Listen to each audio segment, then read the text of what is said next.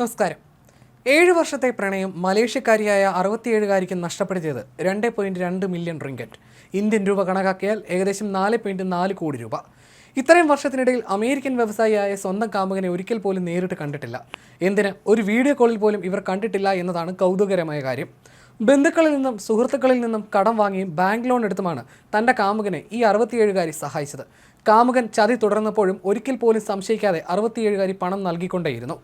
ചൊവ്വാഴ്ച നടത്തിയ വാർത്താ സമ്മേളനത്തിൽ Bukit Aman commercial crime investigation department director Kom Datuk Seri Ramli Muhammad യൂസഫാണ് അസാധാരണമായ പ്രണയകഥയെക്കുറിച്ചും ഇതിന്റെ പിന്നണിയിൽ നടന്ന ചതിയെക്കുറിച്ചും വെളിപ്പെടുത്തിയതെന്ന് മലേഷ്യ ആസ്ഥാനമായി പ്രവർത്തിക്കുന്ന ദ സ്റ്റാർ റിപ്പോർട്ട് ചെയ്തു.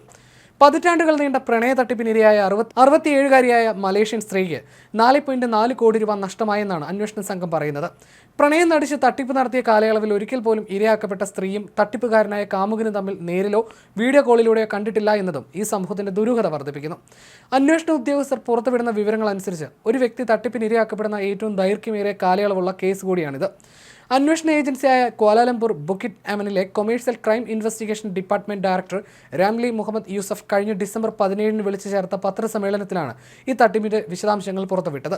പേര് വെളിപ്പെടുത്തിയിട്ടില്ലാത്ത ഇര 2017 ഒക്ടോബറിലാണ് ഫേസ്ബുക്കിലൂടെ ആദ്യമായി തട്ടിപ്പുകാരനുമായി പരിചയത്തിലാകുന്നത്.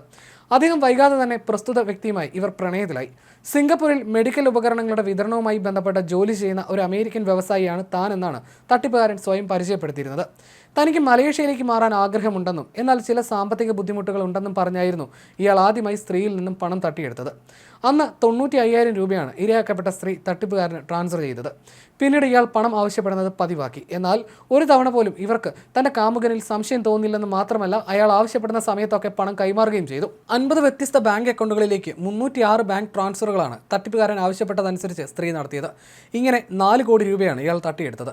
ഈ പണത്തിൽ അധികവും സ്ത്രീ മറ്റുള്ളവരിൽ നിന്ന് കടം വാങ്ങിയതും ബാങ്കിൽ നിന്ന് ലോൺ എടുത്തതുമാണെന്നുള്ളതാണ് മറ്റൊരു കാര്യം. ഇത്രയേറെ സാമ്പത്തിക ഇടപാടുകൾ നടത്തിയിട്ടും ഒരിക്കൽ പോലും തന്റെ കാമുകനെ നേരിൽ കാണാനോ വീഡിയോ കോളിലൂടെ കാണാനോ ഇവർ ശ്രമിച്ചിട്ടില്ല എന്നത് തങ്ങളെ അത്ഭുതപ്പെടുത്തിയെന്ന് അന്വേഷണ ഉദ്യോഗസ്ഥരും പറയുന്നു. വോയിസ് കോളിലൂടെ മാത്രമായിരുന്നു കാമുകൻ ഇവരുമായി സംസാരിച്ചിരുന്നത്. ഇയാളുമായി പ്രണയത്തിലായി 7 വർഷങ്ങൾക്കിപ്പുറം ഈ വർഷം നവംബറിൽ തൻ്റെ ഒരു സുഹൃത്തുമായി ഇരയാക്കപ്പെട്ട സ്ത്രീ കാര്യങ്ങൾ പങ്കുവച്ചതോടെയാണ് വർഷങ്ങൾ നീണ്ട തട്ടിപ്പിന്റെ കഥ പുറത്തു വന്നത്. സുഹൃത്തിന്റെ ഉപദേശത്തിൽ നിന്നാണ് താൻ വഞ്ചിക്കപ്പെടുകയാണെന്ന് ഇവർ തിരിച്ചറിഞ്ഞത്. ഉടൻ തന്നെ ഇവർ അന്വേഷണ ഉദ്യോഗസ്ഥരുടെ സഹായം തേടുകയായിരുന്നു. കേസെടുത്ത് അന്വേഷണം ആരംഭിച്ചെങ്കിലും തട്ടിപ്പ് കാമുകൻ ഇപ്പോഴും കാണാമറയത്ത് തന്നെയാണെന്നാണ് റിപ്പോർട്ടുകൾ പറയുന്നത്. നേരിട്ട് കാണണമെന്ന് വൃദ്ധ ആവശ്യപ്പെട്ടിരുന്നെങ്കിലും ഒഴിവുകഴിവുകൾ പറഞ്ഞ് തട്ടിപ്പുകാരൻ പിൻവലിയുകയായിരുന്നു. ഇക്കഴിഞ്ഞ നവംബറിലാണ് ഇക്കാര്യം സ്ത്രീ തന്റെ സുഹൃത്തിനോട് പറഞ്ഞത്. ഓൺലൈൻ ബന്ധങ്ങളുമായി ബന്ധപ്പെട്ട് പ്രത്യേകിച്ച് സാമ്പത്തിക ഇടപാടുകൾ ഉൾപ്പെടുന്നവയിൽ ജാഗ്രത പാലിക്കണമെന്ന് കമ്മീഷൻ റാംലി ജനങ്ങളോട് അഭ്യർത്ഥിച്ചു. ഇത്രയേറെ സാമ്പത്തിക ഇടപാടുകൾ നടത്തിയിട്ടും ഒരിക്കൽ പോലും തന്റെ കാമുകനെ നേരിൽ കാണാനോ വീഡിയോ കോളിലൂടെ കാണാനോ ഇവർ ശ്രമിച്ചിട്ടില്ല എന്നത് തങ്ങളെ അത്ഭുതപ്പെടുത്തിയെന്ന് അന്വേഷണ ഉദ്യോഗസ്ഥരും പറയുന്നു.